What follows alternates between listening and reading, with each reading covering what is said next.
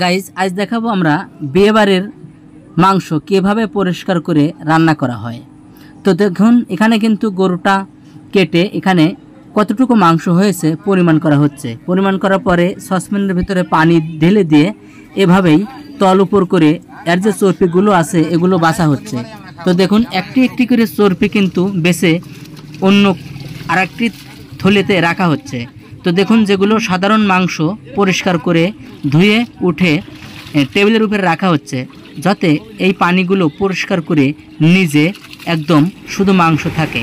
তো দেখুন যেগুলো চর্বি ছিল সেগুলো কিন্তু সমস্ত চর্বি এখান থেকে বেছে অন্য জায়গায় সরিয়ে নিছে। কারণ চর্বি যদি বেশি পরিমাণ থাকে তাহলে মাংস রান্না করলে এটা জমাট বেঁধে যায় অতি তাড়াতাড়ি। তো বন্ধুরা দেখুন মাংস ধোয়া কিন্তু শেষ, এখন সসপ্যানে করে নিয়ে যাওয়া হচ্ছে, আবার ফের ভালো পানি দিয়ে পরিষ্কার করে ধুবে বলে। তো বন্ধুরা আবার ফের আমরা সেই মাংস মাপাতেই কিন্তু চলে এলাম। তো দেখুন মাংসগুলো কিন্তু অনেক